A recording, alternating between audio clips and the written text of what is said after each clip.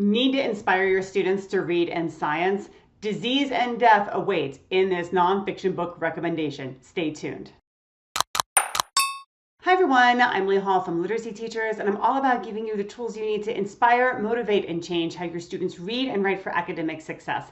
If you're new here, make sure you hit the subscribe button so that you get notifications because I put out new videos each week. All right, so in this video, our nonfiction book recommendation is very, very dreadful. The influenza pandemic of 1918. Now, this is a very thorough analysis, but written appropriately for teenagers, easily accessible by middle schoolers. It's an analysis of the Spanish flu of 1918 that infected 500 million people, which was a third of the total human population at that time. It's been the most devastating illness ever documented, even more so than the Black Death, Black Plague was back in the Middle Ages. Now, what are students going to learn about this? There are a ton of pictures and everything. I just sort of randomly opened it there, but there's all kinds of pictures and great stuff in here that they can learn about. But some of the things that I like about this book that personally I would choose to focus on and make connections to today is health policy and its impact on the human race. This is a great opportunity to look at what policies were in place back in 1918 or leading up to 1918, and what does health policy look like today? How has it changed? How has it improved? What kinds of things does it support? What kinds of things does it inhibit? It's a great way to do a health policy analysis and get students interested in that. It's also a good opportunity to look at how a health crisis can shape medical research. So while this is about the influenza pandemic of 1918, it's also a good opportunity. You can talk about the AIDS crisis.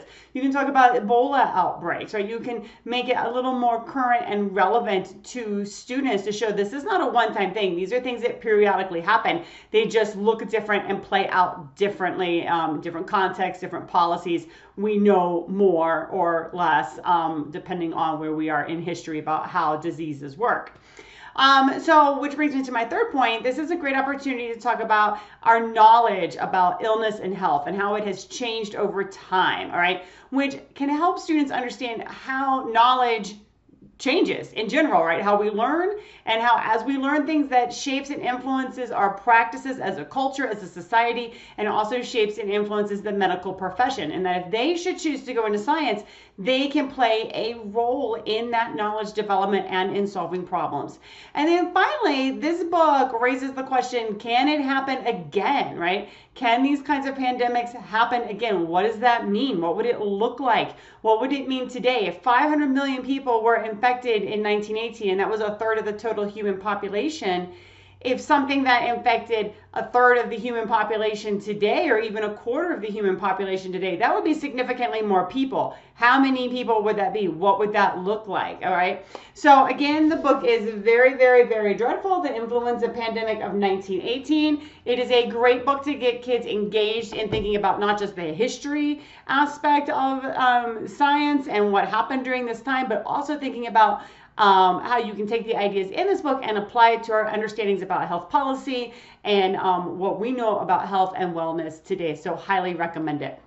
All right, so thanks for watching. And if you're interested in getting regular tips to enhance your literacy instruction to help inspire, motivate, and change how students read and write for academic success, I have an email list that you can subscribe to. It is in the show notes. Please click on it. You'll get tips once a week to support you in that endeavor.